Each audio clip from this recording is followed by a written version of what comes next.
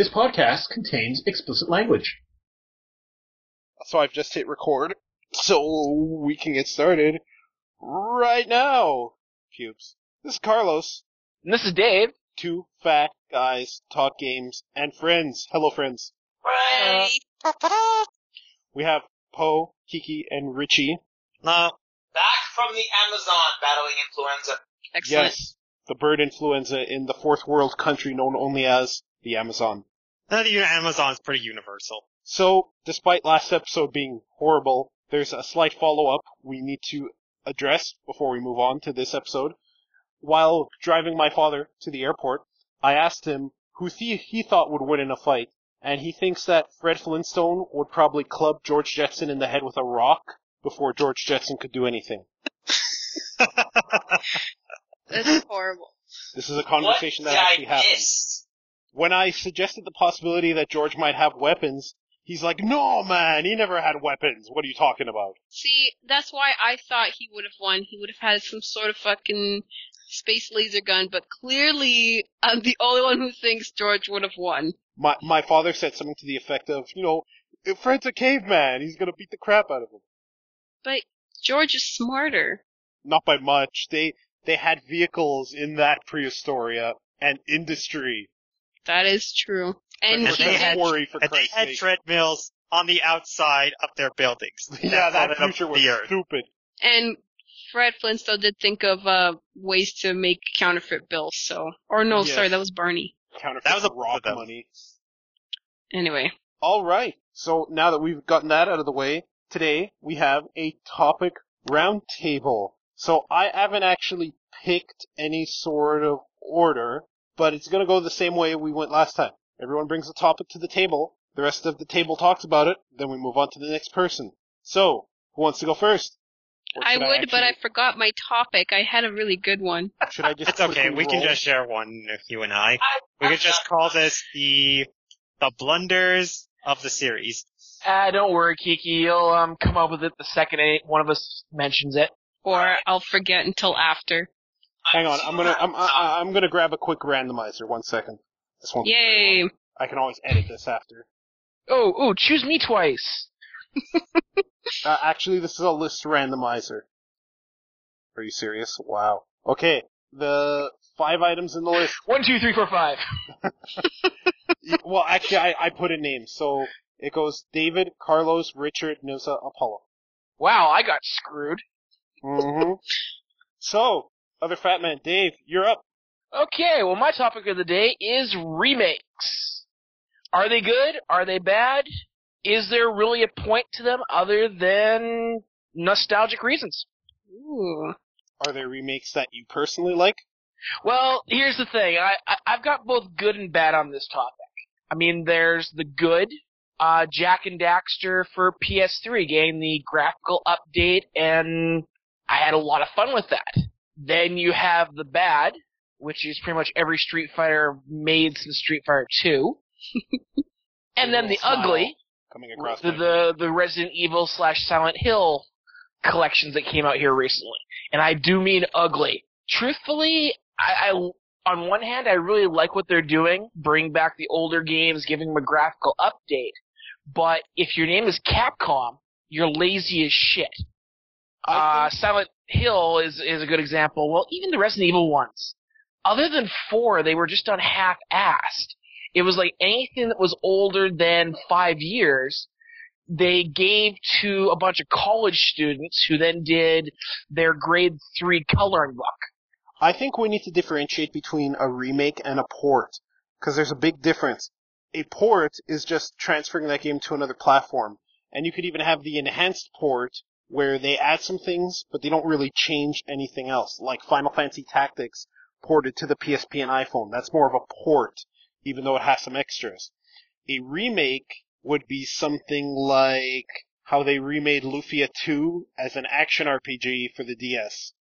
Okay, so maybe I need to differentiate this then. I don't want to do remake then. I'm talking ports. Okay, so ports are great for graphical reasons, as you've already stated, where you get only where they put the effort presentation on a classic, right? Like Super Mario All-Stars. You got 16-bit Awesome. versions of old games, you know? Good fun there. So, getting to the ports then, you mentioned a really good one there, Carlos. The Final Fantasy Tactics port for the PSP. It improved a couple things, I guess, but as far as how it ran like complete and utter ass. Yeah, it was terrible. The spell effects They didn't optimize it at all, and when you compare it to, say, Disgaea for PSP, which not only has more things happening on the screen, but its spell effects were a million times more complex than Tactics, and it ran smooth as could be. So that was a lazy... If I could get to that point, the Disgaea for the DS was many times better than... No, I mean, the Disgaea for the PSP was a lot better than the Disgaea for the DS, where they didn't even have the sound effects for cutscenes. I mean, voice acting for cutscenes, no. That doesn't surprise me, though, because that port was done as a cash-in. Yeah. Nothing more, nothing less. You know what another good example of a very poor port. Another poor port is Final Fantasy VI for the DS. Oh. You mean the Game Boy Advance? Yeah, Game Boy excuse Advance. me, whoops. Yeah, that's what I meant. Personally, I like the Game Boy Advance one, too.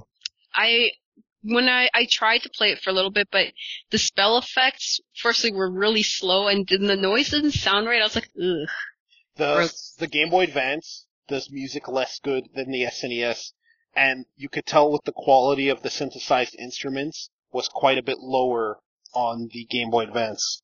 I can choose a worse port for a Final Fantasy game. The PlayStation 1 Final Fantasy collection that had Chrono Trigger and Final Fantasy... Yeah, 6. That collection had 4 and Chrono Trigger. Then there was another collection with 5 and 6 together. Both, which ran absolutely horrid. I think they ran okay. The issue with those ones is that there were long load times, which is okay. bizarre. Well, that when you go from instant to 10-second wait times between battles, that becomes a poor port. Yeah. Well, I think the issue is that shouldn't the whole game fit in a RAM? Really? No kidding. So, I guess the thing is, ports have their upside, but they can also be lazy. They can definitely be cash grabs. I guess, as long as the port is optimized for whatever system it's on, so it runs well, that's the bare minimum you need to do. Throwing an extra or two on top is definitely a nice, it's incentive. Like the Gears of War 1 port to PC, adding that extra segment to the final chapter at the very beginning. What did you guys think of the port for Skies of Arcadia from Dreamcast to GameCube? It The sucked. GameCube version had extras, but the problem was that the music quality was terrible because they were trying to port a 2-disc Dreamcast game where the reason it was 2 discs was not because of cinematics, but because of the quality of the art and sound, the art and sound assets.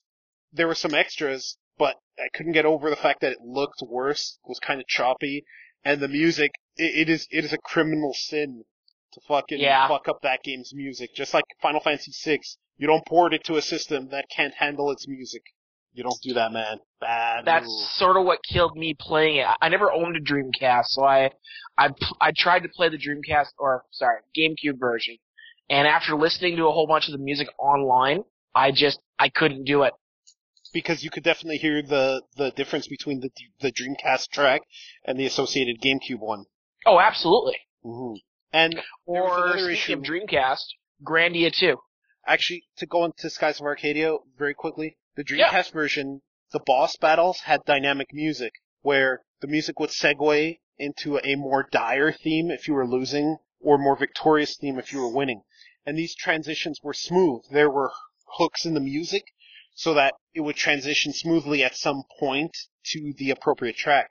On the GameCube version, it stopped the current track and just played the proper one right at the beginning. It was so jarring. It sounded so terrible. I see this firsthand.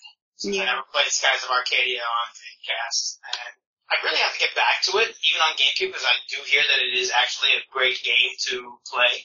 But Coming soon to PlayStation 3. Yes, I heard about that. It better be Oh, good. it's coming to PlayStation 3? Okay, maybe. Kirby Superstar Ultra. Personally, I think it's a lot better than Kirby Superstar normally, just because of the extras of it. I know one of us here doesn't really like it because of the control scheme that was set up. Yeah, so here's how it works.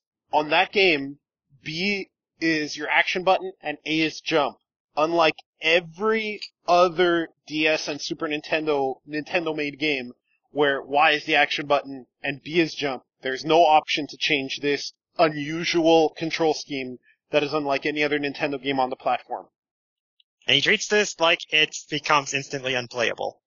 Like he cannot adjust. It's probably not the biggest issue in the world, but there is one other issue with that port, and this is something that ports need to take in mind. Part of the reason Kirby Superstar was so amazing is because you could play it alone or with very pick-up, ad hoc, two-player multiplayer. And on the DS, that part of it is kind of ruined. Yeah, it's about the whole need to connect with multiplayer in order to do that. Well, Nintendo's always failed at that.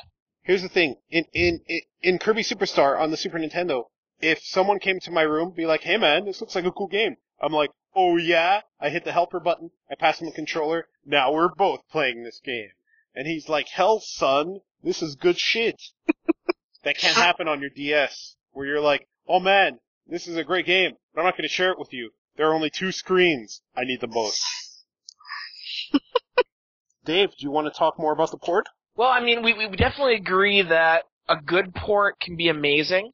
A poor port can actually destroy your memories of the game. Absolutely. I would like to see less ports, more remakes / actually new creative things rather than rehashing the old. That's it for my topic. I'm okay with the old being rehashed, as long as it's rehashed in interesting and fun ways. First-person Chrono. First-person Chrono Trigger, FPS, I would love to play that. But that would be a remake and not a port. And since I know. Go on. Okay. I know. Okay. This time. Let's try this again. Since I didn't come prepared with a topic and I didn't think of one, I'm going to steal Dave's original topic. The remake. The remake being a recreation or reimagining of an IP.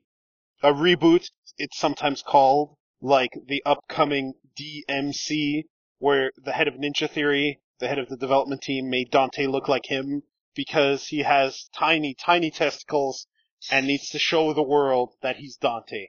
Hold on. Wait a minute. I'm gonna let you finish, but hold on. I'm being Kanye West here. Are we talking about reboots or remakes? Remakes of games already made, like Resident Evil from 1996 and the GameCube remake, or reboots? Because DMC is a completely new game, not a remake of the first one. Okay, yeah, fair enough, you're right. And I'm totally in the wrong to use that as an example. And your example is much better. Because Resident Evil 1, the remake on the GameCube, took the original and kind of retooled it. It was still the same story, but there were like new 28 Days Later zombies, improvements to the control scheme, extra elements of the story, and a whole bunch of other stuff. That's definitely a remake. And a proper one at that. Possibly the only one I can think of off the top of my head. That's definitely not a port. Sometimes I want to see a remake of an old game, even if it's a game I enjoyed. I would love to see, I don't know, BioWare or Obsidian do a Final Fantasy VI remake, just to see where they take it. To get the kind of their design philosophies behind the canon I already know, and see where they gel. What about something like Lunar? Because Lunar was originally for Sega CD, right? Both Lunar and Lunar 2 were on Sega CD, and they've been remade countless times, especially Lunar 1. And those are definitely remakes because the spell and combat systems are reworked in nearly every remake. Yes. The PSP one I thought was probably the worst remake. Well, no, I can't say that because there were good parts of it. It was uncut. It was uncut, but they changed some of the things I didn't understand why. Like, for example, for whatever reason, they decided to change the lyrics of the main songs, and I don't care what I didn't see the point of it. Something to remember, working designs didn't just translate their games. They often added additional Americanized idioms to the language. They weren't concerned with just translating the language and making it readable. They also did a little bit of story additions themselves to create a new experience for the North American audience. It's similar to what Jeff Nimoy did with Digimon, where he rewrote the entire scripts, but they still had to fit the animation, but these are two different beasts now, two different beings. And that's kind of what happened with the Working Designs games.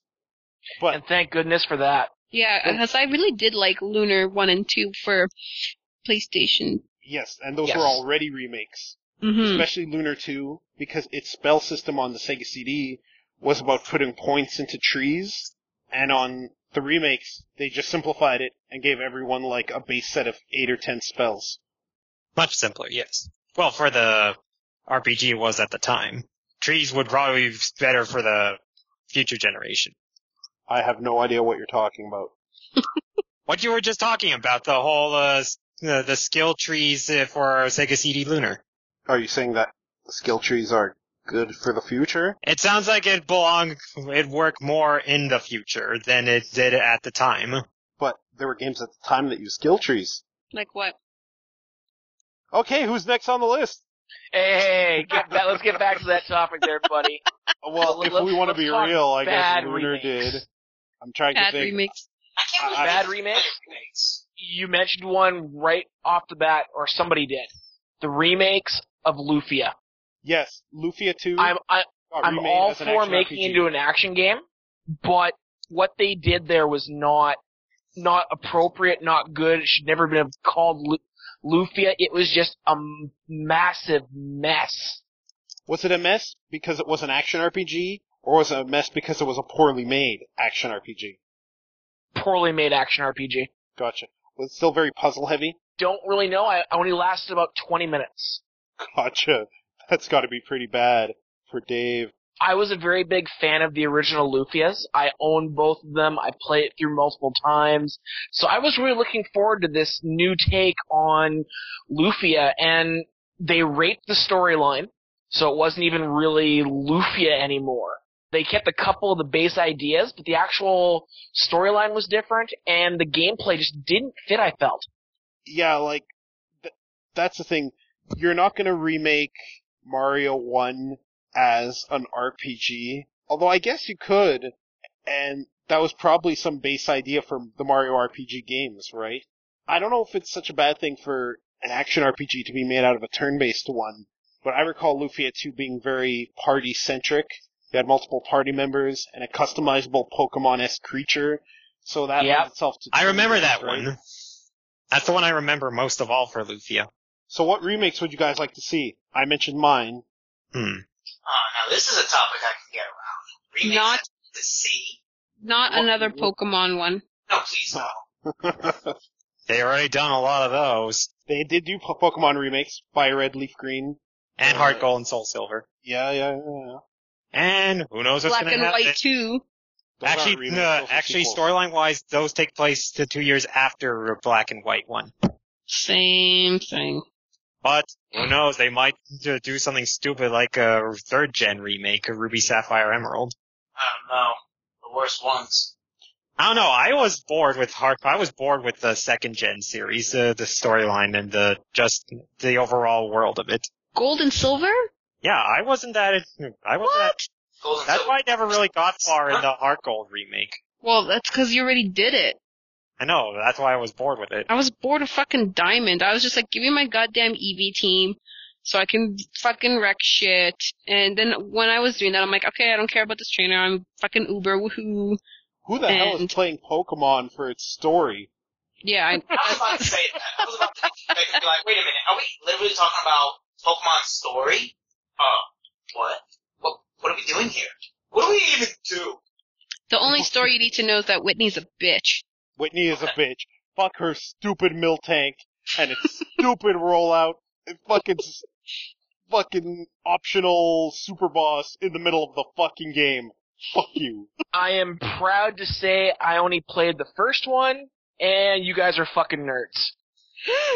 Whatever, man. Whatever, Whatever, man. Let's go. And that Kick the is shit the out right of you right answer. now. Whatever. I'll play what I want. So, No, and that's the right answer. I would have All also right. accepted. Fuck you. next time on Two Fat Guys Talk Games, the Rumble. Right? No, So- I actually played a GameCube. I think it was Pokemon. It was one of the actual RPG Pokemon ones, and it wasn't bad. It was Pokemon Coliseum with an RPG tacked on. You mean all the Pokemon games? Okay. Okay, back on track. Let's see. Remake. No. No? No. No? Yeah, I was No. like, wait, what? We will I'll go not back to be the going Amazon. back on track. Back to Pokemon. Why is Unknown so useless? And why is Eevee so dope? Eevee is dope as shit, and he's not nearly as useless as Unknown, who gets a move everyone else gets, and can use better. You know who else is dope as shit? Mm, Mewtwo. pretty dope. Richard, your topic is up. My topic is, it has to do with games that are well known for being a franchise or series being taken on by new developers, i.e., an example, the new Halo 4 coming out, not being made by series veterans Bungie, and DMC, which is not being made by series veterans Capcom. Games that are already out like this, the recently released Ninja Gaiden 3, made mostly in part by Team Ninja and Koei, Tecmo-Koei combination thing, and Metroid Other M, also made by Team Ninja, not series veteran Nintendo. Okay, gotcha. Start us off. To put us in, to give us some examples. I'm mostly gonna go off on a rant about Halo right now. I've read a couple of things about what they're doing to Halo 4, 343 Studios doing to Halo 4. And I basically had to, cry a little bit at the end of Bungie's time with the Halo series, because after I read what they plan to do with Halo from here, they're adding loadouts, and they're adding unlockable stuff, and they're not focusing so much on the picking up of items anymore in the middle of fights, which is usually Halo norm. And I'm not saying it could be a good thing, but I generally don't think this new developer is about to take this franchise, into a good direction. I talked about Halo 4 in the FPS episode I did with the other Fat Man, and my big issue is that it kind of looks same old, and I'm gonna think it's about any new first-person shooter. It's not Doom. It's not classic Doom. I kind of wanted Halo 4 to be a faster run and gun. That said, I see your concerns, and I'm definitely wary if they're gonna go in the direction of Call of Duty, and you'll have to fill up bars to get access to certain weapons. Because Halo Reach didn't do that. You filled up bars for cosmetic rewards, and that's it. If they start I've always, to RPG it up, I am not in. I've always kind of felt like RPGing up first-person shooters like Call of Duty and Battlefield, basically, to shorten my whole rage on it, if I get Battlefield 3 or Call of Duty Modern Warfare, whatever the hell have you, 6 months after it comes out, player who got it day one, who's been playing it about 2 to 3 hours consistently every day, has no life, has X amount of guns with X amount of attachments with X amount of more ways to kill you than you will have when you now have the game on your first day. Not only do they have the skill advantage, but they have the gear advantage too. I loved Halo because that didn't happen. Now it's about to happen to Halo? Maybe? Why? What made you think this is a good direction? I'll tell you what makes them think it's good direction. People who keep giving them money. The consumers who keep demanding this out of their games because consumers have forgotten what a game is supposed to be. Right? They're just all about the whole shut up and take my money thing. I'm kind of saddened by this. And also with DMC, Ninja Theory, the new developers of the new Devil May Cry game, have made subpar games at best. Heavenly Sword was a little too laggy for my taste to be considered among the better action RPG action games out there. The original Ninja Gaiden 2, Bayonetta, God of War, so on, Devil May Cry, so on and so forth. And Enslaved just had a decent story, but the gameplay was pretty much cookie cutter, exploration, Uncharted Zelda shit. I don't want them in charge of the new Devil May Cry. I don't think they can do it. Yeah, I don't trust trust them with the new Devil May Cry. I really don't. I would really only want to see it in whoever created Devil May Cry 3 or Platinum Games, because I know that that's where the original creator of Devil May Cry went. So, to touch on the core of your topic about other companies being brought into some long-established franchise that has traditionally been handled by one company, I'm totally okay with that. I'm totally okay with bringing in fresh blood if there's a purpose for it, like there's a creative vision, they want some new take on something, and that can sometimes lead to a fun and interesting result. And other times it's just Bomberman Zero. I'm not saying Bomberman. that they can't. I'm not saying that the new Devil May Cry or Halo 4 are destined to be horrible games. I would love for them to prove me wrong. I would really like that. I'm just saying, from what I'm seeing, I'm not seeing it. I'm not hyped as I would be for a game of said franchise. I just wanted to also touch base on the games that were already out that give me reason to believe as such. Metroid Other M.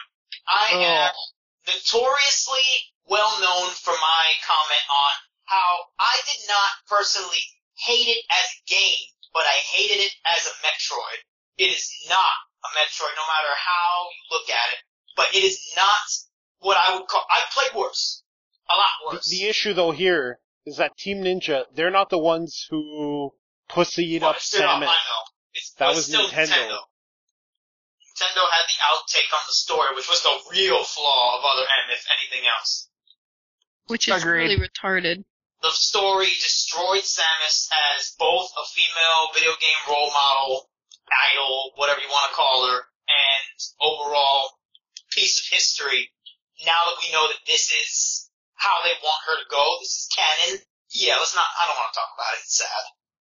It should not... She is no longer a viable badass. I mean, she is, but... No, she's not. She has to compete with Dixie Cog now. Well, see, here's the thing about Samus.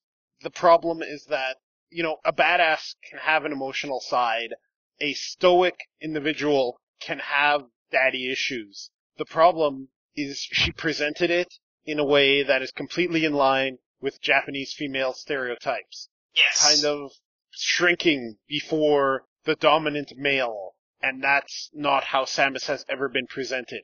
Correct. She had... It's minor, but we can garner things about her personality in past appearances.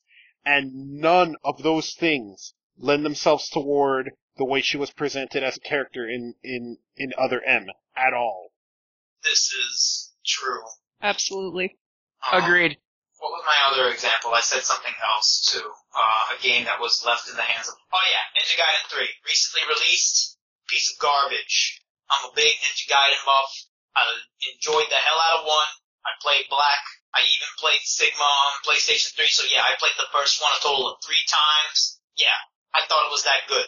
Ninja Gaiden 2, not as good, still pretty good, but I know it was I forget his name right now, the original creator of Dead or Alive and the original Ninja Gaiden and stuff like that, for next generation consoles. I forget his name. Always wore sunglasses, pretty much curve, but he left Team Ninja. That basically doomed Team Ninja as a developer, because now Team Ninja deals directly with Tecmo and Koei, known infamously for their Dynasty Warriors series. And that is exactly what Ninja Gaiden 3 is. The thing about that guy with the sunglasses, whose name I also don't remember, Ikazuchi or something? I don't know. He's a perv? No, what's it called? Itagaki, I think it was. Anyway, there you go. That guy was not a pervert. Yeah, he liked his sexy ladies, but he also liked strong female characters, and he liked difficulty in games, which, for better or for worse, colored his perspective on gamers in general.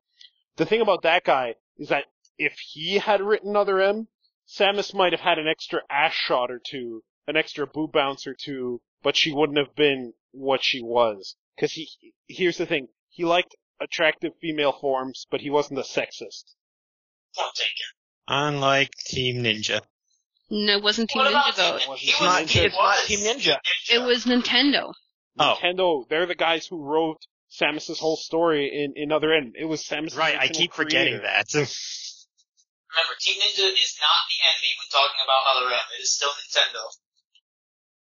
We kind of veered off course. We should touch back on your topic, which is other companies I don't think we were off course. I think we were still talking about... Okay, actually we were talking about Samus a little bit. But yeah, I was saying, when Tomonobu, that's his name, Itagaki left Team Ninja, and now Team Ninja is fighting for themselves, we got Ninja Gaiden 3, which is pretty much a horrible game. I couldn't believe the reviews when I was reading it at first. I was like, what? What is this? This is Ninja Gaiden? What's going on? This is unbelievable. I was like, I don't believe it. You know, I played bad games that got bad reviews before, and I've liked them. Spider-Man Web of Shadows. I've done this before. No. Ninja Gaiden 3 is a bad game. Stay away from it. Dead or Alive, the fighting game series, never that good in the first place, but they are also working with Tecmo Koei, Team Ninja is, without Itagaki's help. And now we have a completely arena-based fighter. I know that DOA never had a big tournament following, whatever it did have. This just doesn't look like a proper game in terms of fun, balance, or anything. It just looks pretty. It's what it is. That's what DOA's always been. DOA is always that interrupt the combo mechanic because we want our fights to look cool, not to be mechanically sound. That's DOA. And tits. Don't forget tits. Tits, too. Point in case. I do not feel comfortable with developers taking over. Now, I shouldn't say I don't feel completely uncomfortable. If Rocksteady was taking over a project, Rocksteady, the creators of the Batman Arkham series, I would kind of be kind of happy. Because so far, Rocksteady has yet to prove to me that they are capable of making some shit. Shit as in real shit. Like poop. Like, they have so far impressed me with everything that they've done. And until they prove otherwise, they're one of the only companies right now that I stand behind fully. Take my money. What game would you want Rocksteady to remake, let's say? What other established franchise would you like them to be consulted on and get behind? I would really like them to take over the Spider-Man games. I would really like Spider-Man out of the hands of Activision and whatever developers they've got working on those shits. And give that shit to Rocksteady. And I would like to see what they do with that. Because I've kind of had a sore spot, one of those guilty pleasures for Spider-Man games. I don't know what. I want to see what Rocksteady can do with it. If I had to pick something that's not in the superhero field, I would definitely like to see what Rocksteady does. I would actually love it if Rocksteady was in charge of the new DMC, not Ninja Theory. That'd be great. I don't know. Some thoughts in my head. Just kind of blurting it out there. No worries. I'm trying to think of what to add. I covered quite a bit in the remake topic, which is very similar to this. Because I heard Rocksteady making a Superman game is their next idea, and I got insta-hype. I was like, oh, okay. I'll go with this. That might well be the first good Superman game ever made. I would be like, okay, I'll go with this. It's that. And I still think I'm on topic here. It's that. When you hear what a developer wants to take on, and then you say, yeah, I'll see you do that. You know? It's in comparison to a company like Capcom who says, I'm gonna do this, like their new and upcoming Dragon's Dogma, which I have absolutely no interest in looking at. And then I say, alright, I don't really care. It's that kind of loyalty that you have to a company that you say, alright, I'd like to see you do this with this. You know?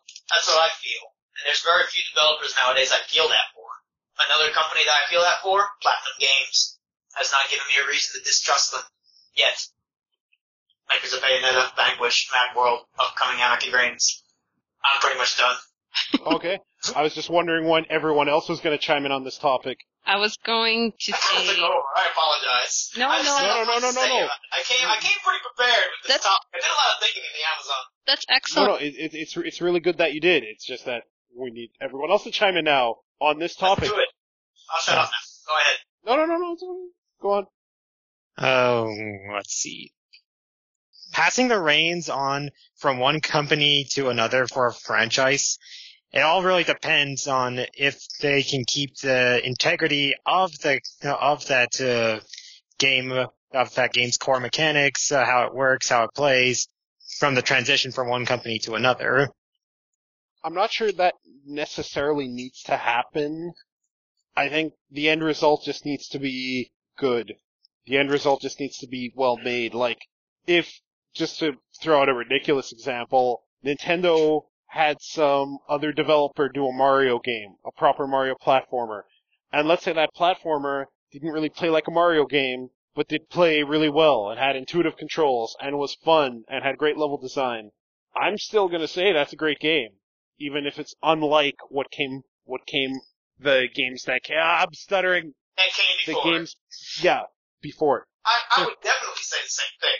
I don't like to judge a good game by who made it. If you got a good game, you got a good game.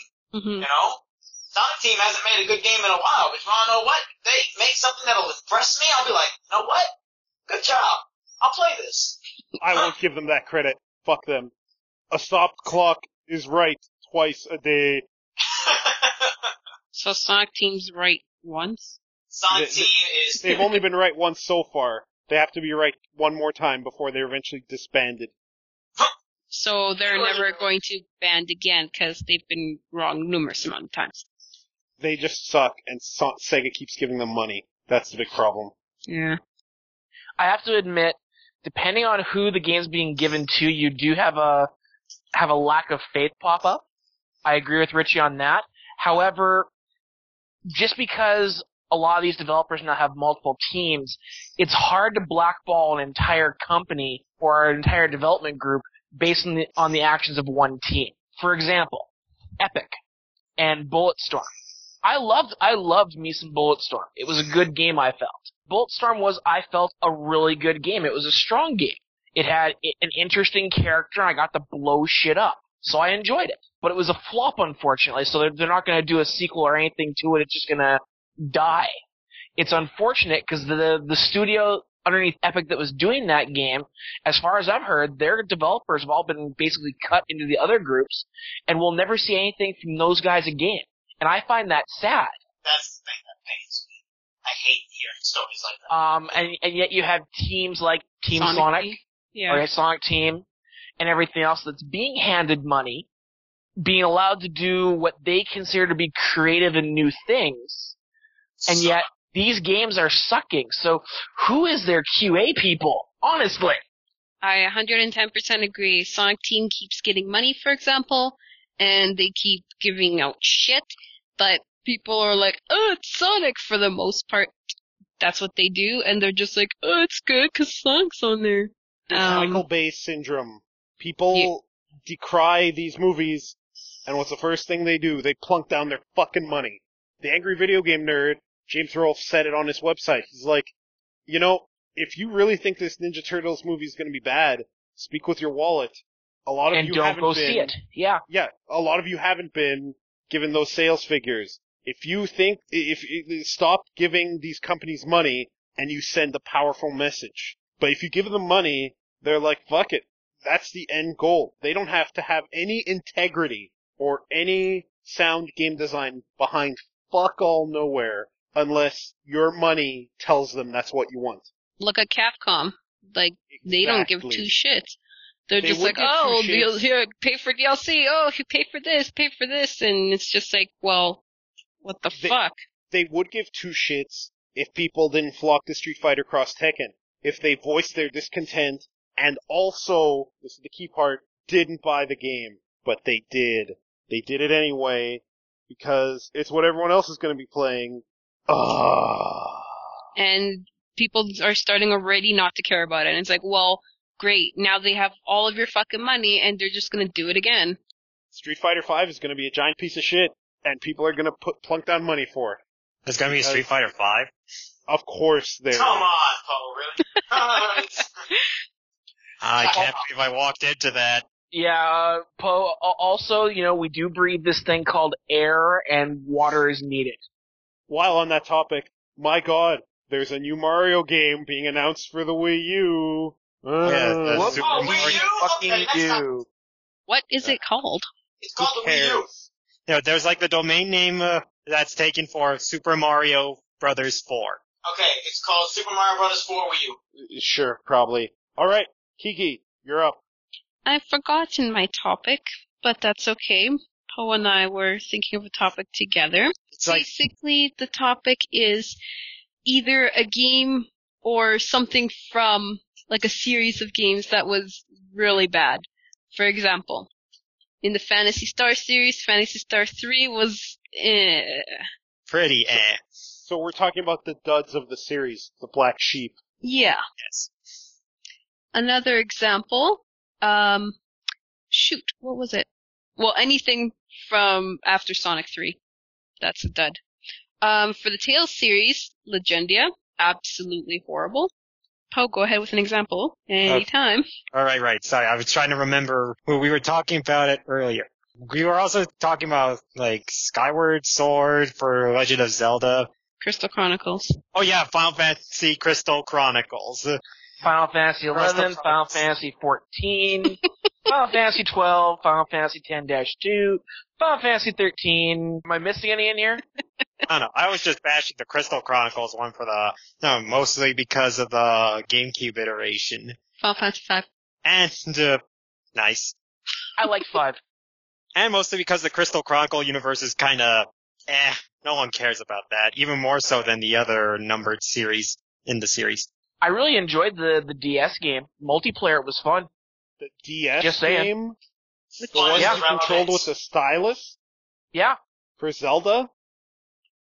No, he said Final Fantasy. I think he's talking about Crystal Chronicles for the DS. Yes. Oh. And yes, They were all the shitty. Zelda for DS did suck ass. See, there's a dud. Sorry about that. I was quickly typing up what our roundtable topics would, so I would know what to put in the podcast Carlos, description. stop typing. Oh. Typer, stop typing! Typer, stop typing. Stop typing. I'll stop typing on the podcast. I'm sorry. You can't see this, but I'm doing the thing The where I hit my hand chest motion. repeatedly. Yeah. Another one was, shoot, what was that game? Oh, like something like Mario was missing from the Mario game series. Like, I don't know if that actually does. CDI Mario. Hotel Mario. Fucking CDI. Then you could say CDI Link was bad. Maybe the CD. Both of them. I don't know all what was three of good them. from the CDI. I've never actually played it. But so far, things from I heard of it have been horror stories. Yeah, they suck. They Doom. are the sucks. Doom. Yeah. Not Three. because of the animation. Doom 3. Okay, hold on, wait a minute. Whoa. Agreed. As a standalone I game, second that. as a part of the series, yeah, I know. But as its standalone game, it is not a horrible piece of shit. Horrible. Okay, I'm sorry. I'm gonna help Carlos on this one. The fact that this game ran was a fucking miracle.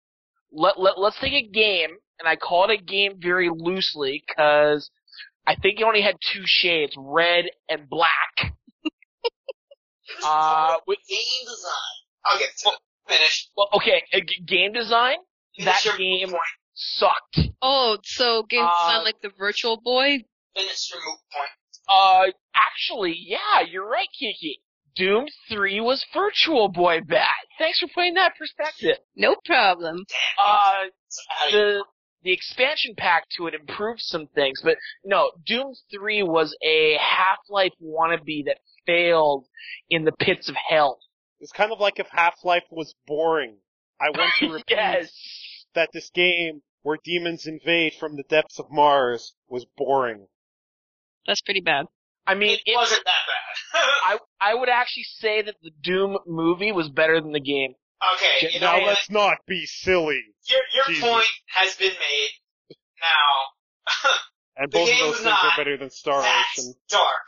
Okay? It was pretty dark. Like, when I was watching, I couldn't see anything. The rooms that were pitch black for a reason. Now, I might be the only one in this room who actually thought that in Doom 3, having to choose between either having the flashlights or having the weapon was somewhat tension building. That The sounds core ridiculous. Was supposed to be a horror game. Now, I understand the argument that we are in the year 21, whatever, and that we should all have flashlights on our fucking guns. It was a Fun. horrorful game. It was full of horror. I mean, truthfully, it led to one of the best Slashdot article titles ever. duct tape discovered on Mars. Right, I know. No, but I don't know why they picked that time period to have only a flashlight and not those attached to their guns, when I'm sure that was made in, like, the 1990s. But Well, keep in mind, the reason why it was done like that was because they made things that were actually, if you put it into the light, it was going to overpower a lot of the hardware. So they hid things so that it wouldn't take as much processing power. They've admitted it. are you serious? Yes. Hey, I I mean, know that Doom 3 was very mod-friendly. Did anyone ever mod that game to be good? No, I think they only did cosmetic stuff.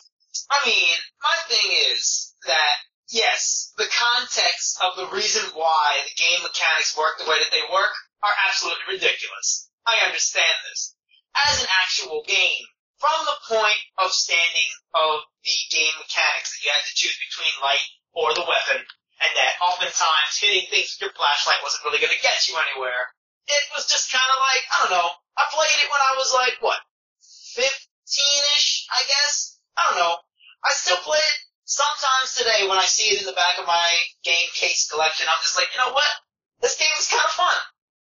I find it fun. There's something about the Train wrecks? darkness. I don't know. In real life, I'm just saying. My issue How with Doom often 3... in that kind of situation are you going to have light? It's not that. It's more. It's not supposed to be realistic or anything. It's just gameplay wise. You're supposed to see what you're shooting, and if you're giving me a choice between being able to see and being able to shoot, that kind of hinders what the hell you're trying to do. The big issue is that the big issue about Doom 3 is everything it offers you can get elsewhere better. You want a chapter-based seamless world narrative, you could play any Half-Life and get a better game. Any Gears of War and get a better game. Or any Halo. Sure Gears of War was not out when Doom 3 came out. Who cares? You can play Halo 1 and it's better. If you were looking to play a game where that's trying to make you jump because the visuals are going to scare you, you can play another game because you're playing games for the wrong reason. If you're looking to play a game where you fight the interface in order to get to where you're going, I don't know, you could play Doom 3. That sounds like a good title for that purpose. There was nothing redeemable about that. Doom 3 didn't present anything even remotely interesting. And that's a criminal sin from ID Software and the Doom game. I cannot convince anyone on this topic. It was a fun game. No, you cannot. It was horrible. Terrible game. Balls. Cubes. Another dud. Somebody. Sonic 06. Sonic 06. No. I already said X after 3. No. I know games above Sonic 3 and Knuckles were bad, but I'm more talking about Sonic 06 standing out amidst that pile of shit. I know, like that's... Talking about a bad game? There it is. Sonic 06 was like the alpha dud. Doom 3 is seriously a link to the past compared to Sonic 06. My god. You know, for Sonic 06, I honestly thought, when I remember coming home and you guys were saying that game was a real piece of shit, that it takes 5 minutes to load after a sentence, I thought you guys were over-exaggerating. I seriously thought you guys were over-exaggerating. Well, 5 minutes? 5 minutes isn't exaggerating. But half a minute, it should not take that long. And then loading, and then the guy tells you a sentence, and then another load screen. But even that would have been halfway tolerable if it played as well as platformers made in 1985, and it didn't.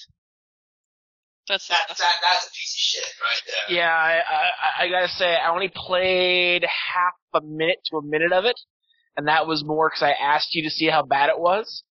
I've never seen such... it was probably the worst Sonic game ever made. The very first Doom level I made on my shitty Doom map editor I had at the time was better than the majority of level design in Sonic 06. And let's not even get into the 17 seconds of loading screens. We did. We just did. We talked about that, bro. You're drunk. I mean... I think I am garbled. I was pretty young and stupid and still, still believing in Sonic in 06. I am ashamed to say that I played that game to completion. Ew, what? I saw credits. Seconded. I fucking saw the credits of that game, which meant that I saw Sonic kiss a human, which meant that I saw Sonic die and then be brought back to life Dragon Ball Z style, which meant that I had to play through the fucking awful shadow levels that were glitched beyond compare to everything else, even though everything else was equally bad. In fact, Silver, probably one of the worst characters I've played in Sonic history, was the best part of that game, and I hated it. There are indie games that control and feel better, that control and look better than Sonic 06. Actually, indie games right now are becoming better than most first-party, second-party, and third-party games coming out right now. A lot of indie games do Bastion. shine. Bastion. Definitely Great Bastion. game. I'm playing But Train Sonic- right now. Train 2. What is Train? Train is a puzzle action platformer where you control 3 different people, a mage, a archer, and a warrior, and basically switch between them at any time and use their different skills to solve puzzles and stuff. It's very fun, physics-based. Oh, You mean Trine. so kind Did I of say a lot of You call it Train? Yeah, there's Trine. Actually, Okay, fine, Trine, Jesus. no worries. Kiki, wait for a moment. Dave, tell Kiki about my first experience with Trine. tell me. You thought it was, he just kept on trying to build shit to get to places that he couldn't. Build shit. Here's the thing, there were 3 characters, and I was controlling the mage who could telekinetically lift stuff, so there was this object I had to get on a high perch, and instead of puzzling my way through it, since it was physics-based, I took a box, and I repeatedly hit the thing over and over until it bounced off the wall and onto the floor and into my waiting hands, and David was giggling like a schoolgirl. It was hilarious. Did it work? Yeah. My approach to that game was brute force. I was like, physics-based, that means I don't have to follow any rules. I would telekinetically kill enemies. Elements of that game. I would telekinetically kill enemies by just hitting them with boxes. I would literally put one above their heads and then smash down repeatedly. I was going to say if this, like the concept reminded me of the Lost Vikings, It was but kind of like the Lost Vikings. okay. I didn't end up continuing. It was a fine game, but it wasn't my thing. Kiki, you were going to say. No, I was going to mention the Lost Vikings. Oh, yes. That But wasn't a dud. I was going to think of another dud, but then we were talking about that Trine game thingamajiggies. I was trying to think of a dud Star Ocean game, but then I remembered what series I was talking about. Fuck you. I have to. Oh, you want to talk duds? Castlevania. Come on, we've all got our own duds. Let me think. I think the newest one to me is the dud. Oh yeah, the Lords of Shadow. Yeah. I don't know. I personally wasn't that invested in it, even when I was watching Carlos play it, because it wasn't a 2D or Metroidvania game. It just seemed weird as a God of War ripoff. I just didn't like it because it sucked. I think Castlevania, since it did the Metroidvania thing, lost something of itself. I definitely agree with Ego Raptor and his points about it. That said, the Metroidvanias had their own duds. I would argue that Portrait of Ruin and the 2 3D Metroidvanias, so the one with Leon Belmont and the one with Hector, were very subpar. They had some good things about them, but they felt lazy. They felt like the level design was there was like big open rooms to let swarms of enemies take the place of a proper experience. I did not have a terribly huge amount of fun with those 3 games. I have one. Mario Party 6, out of the Mario Party games I've actually played, I thought that one was pretty bad. It's just, it wasn't fun when Garth, you remember this one, remember? You were doing awesome and you were kicking all of our asses, and then it just so happened on the very last round of the very last game, or turn, and if I was up, very last person to go, I land on that one spot where I get everything, so I win. Oh yeah, the fortune space. I think that's an issue with Mario Party in general.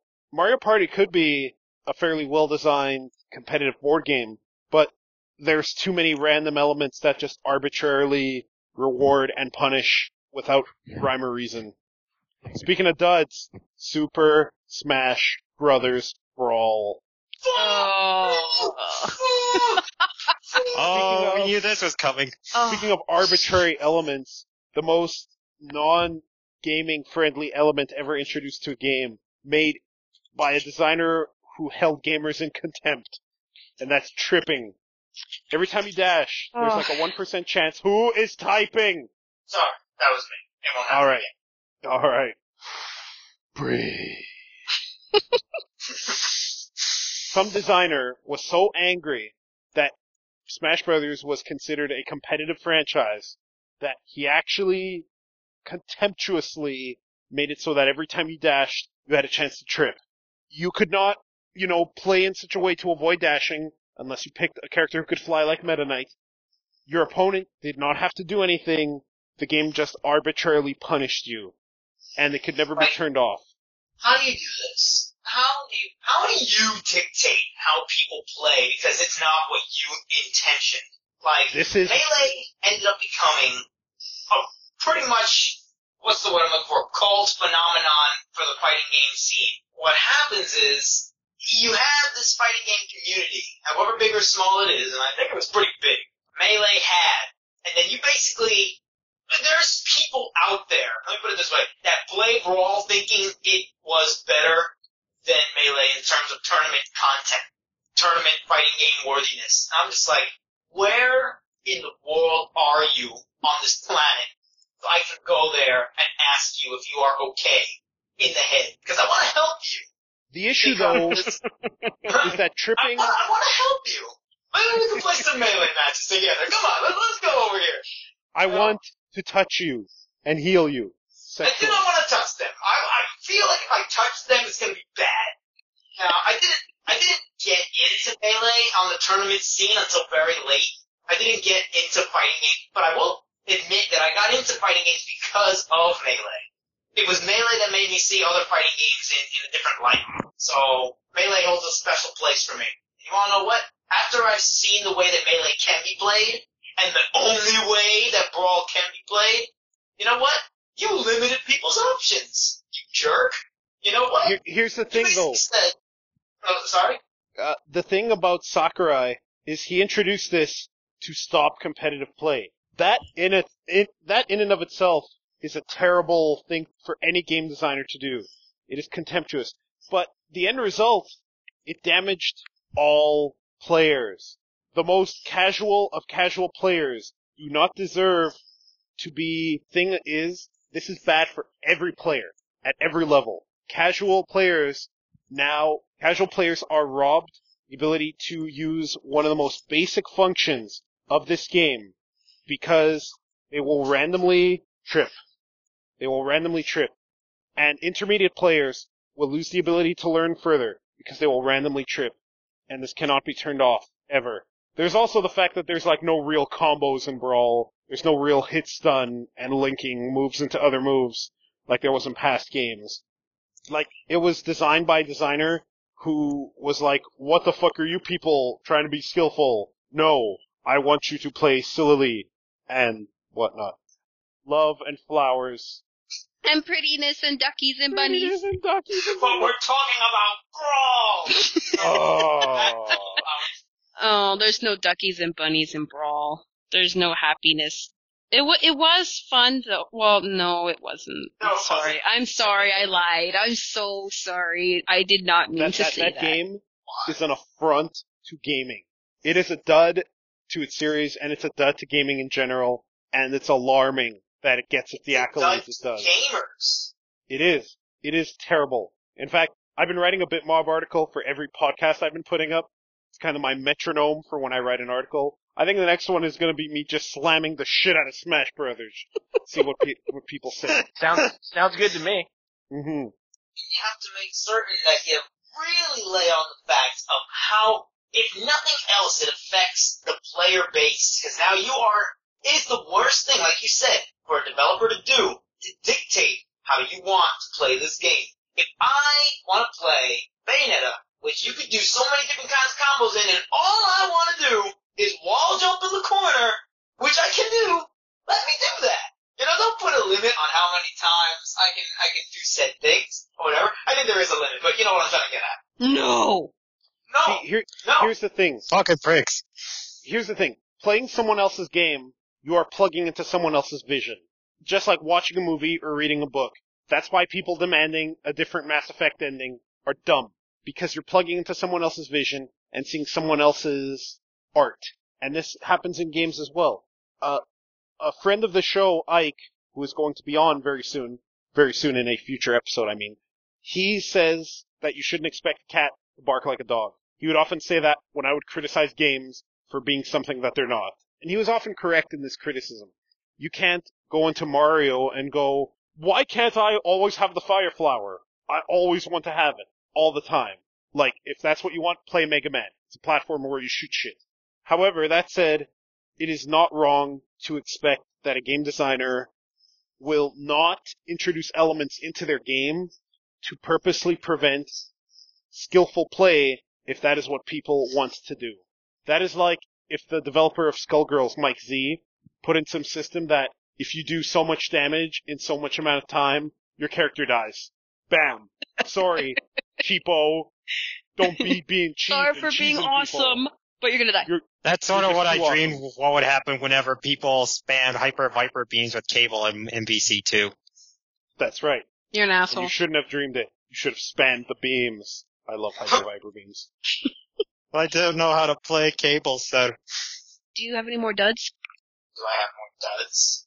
You mean aside from Devil May Cry 2?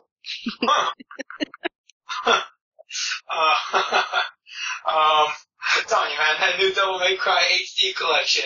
2 games for the price of 1, man. Oh wait, there's a 3rd game in there? Let's see, duds? Are we talking about duds and games? I'm gonna say, you know what? It's been recently brought to my attention. Skyrim. I'm not gonna flat out call Skyrim a dud, but I am going to say how Skyrim can be seen as a dud from a certain perspective. It's been recently brought to my attention what the layouts of dungeons and maps looked like from the Elder Scrolls 3 Morrowind to the Elder Scrolls 4 Oblivion to now the Elder Scrolls 5 Skyrim. And wanna know what? As good and fun a game Skyrim is, they are dumbing down what made this adventure first-person RPG series so great in the first place. Because when I saw an outline for the dungeons in Skyrim, they are very linear compared to the maze-like quality of other games in the series. So while it's not a dud yet, quite, it could possibly be heading in that direction. I don't know if that counts, but I didn't really notice it because I was too busy having fun with Skyrim, but it never really occurred to my attention that I am walking a straight line with many twists and turns, but it's all the same spot. It's not go left or go right. No, you're always going to go left. No, you're always going to go right. You know, and I'm just like, the immersion factor kind of took it out, but when I stepped back and looked at it personally, I was like, this is obviously not the better game. You know? Sorry? No, I was gonna mention a different game, but I'll wait till you're finished. No, I was just saying, like, you know, a lot of people are like hugging Skyrim right now, but you wanna know what? I don't think it's the better game. Now that I can see it objectively. You know, I was all over Skyrim's butt when it came out, but you know what? It's kind of occurred to me that maybe Skyrim is more dud than I took it credit for. It is also more graphically dated than other big name games like it is nowadays, and also glitchy too. I was just talking about how it plays and how it feels in comparison to the rest of the franchise. Graphics do play a big part of it, but at least it looks a hell of a lot better than cartoony Oblivion did. Would you guys agree with Kirby's Epic Yarn as well, or no? Because that was pretty straightforward as well. That was a dud. No, that was not a dud. Are you on crack? A dud.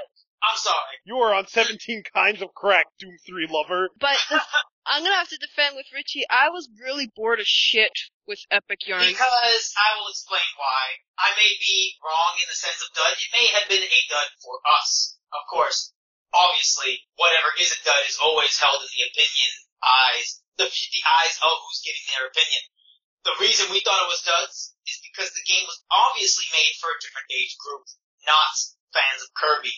Is it because that you can't die? It is because I didn't have a problem with that. In the aspects of what a younger child, who the Wii is designed for. Obviously, you cannot suck in enemies or steal powers anymore. You get sort of new powers, but they only come in very linear sections that are pretty much controlled. Other than that, it is not a horrible game. It is sound. Let me call it these is very boring. criticisms.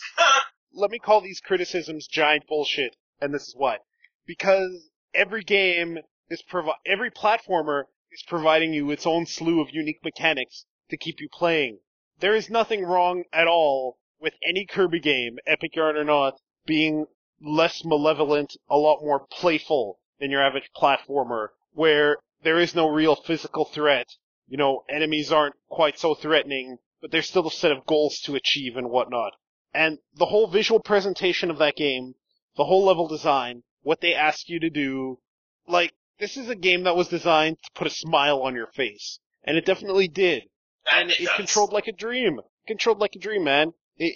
Jumping and grabbing enemies with your yarn whip and dashing, turning into the car and all that. And even the multiplayer was very well designed. It was very well made. Its real flaw is that it was a tad too easy. But it wasn't too easy because there was no real fail condition. There was actually a fail condition if you wanted there to be. You could play for score, and that's how you unlocked shit in that game. So if you got hit a lot, you'd still get to the end of the level, but you wouldn't get the best score. You need to, not get hit at all, and bring the maximum amount of gems, and find all the secrets. It's a well-made game. And it's not at all bad because of its presentation, or because the things it asks you to do as a gamer. I do agree with this, and I do apologize. I did call it... What? No, now I'm angry that you're apologizing. However, no apologies on this show. It a dud for me. I just was bored with the game. I don't think it was bad. I was just really bored. It's definitely not a bad game. Kind of a dud in my opinion. On Two Fat Guys Talk Games, there are no apologies. You say your bit, and we will argue and come to fisticuffs. And with our black eyes, we will go... I'm not changing my answer. I'm standing my ground. I'm just saying that I do realize that it is still a very well-made game. For me, as a Kirby fan, I was definitely not feeling it. I guess that's where it came from. And I'm not saying that it has to always be traditional when you're talking about a franchise to be good, but I was very bored to shit with that game. And I obviously knew it was not designed for my age group, but you know what? I played a solid probably 3 or 4 hours of it anyway, and I said, you know what? It gave me my cutes and my smiles, and I played 20 minutes of the multiplayer with my sister, and I said, you know what? Let's go play Return to Dreamland. Which one's Return to Dreamland? The other Wii one. Oh. Yeah, that one plays more like a Superstar kind of game. Oh, I thought it was no, never mind. That's a different system. It was 4 players. It could be DDD, Meta Knight, a random Waddle Dee, or multiple Kirbys. Alright, we've gone through our roundtable. Are we doing anything more? Not unless you want to talk about more games. I'm gonna write that damn article. Piss off as many people as I can. So much I won't be anger. satisfied. You have to make sure you have a lot of games. Overall made us the angriest. I won't be satisfied until Movie Bob himself emails us going, Brawl's a masterpiece. Shut the fuck up. I imagine he talks that way. Nintendo fans are gonna be hating on us. Yeah, well, as we say in Portugal, Toma! Toma? Tomahawk. To the face. Anyone who says Brawl is better than anyone. Alright, are we done, folks? Yeah. Yeah. Okay, this has been Carlos. And Dave. And friends. Yeah. Friends! Two Fat Guys Talk Games. Signing off. Next time. Brawl! Brawl! We're gonna have a solo episode next time. Well, not solo, a duo episode. I tend to think of Carlos and Dave as like a solo entity. One being. Merged. A solo being. And the episode after, and then the episode after that. Brawl! I wish you could see the look on my face right now. And then the episode after that, we are going to have a guest from Vancouver Film School who's going to discuss game design with us. So stay tuned for that. Next 2 episodes should be promising and great. Thanks again to everyone for showing up. Brawl! No problem. Alright. And That's the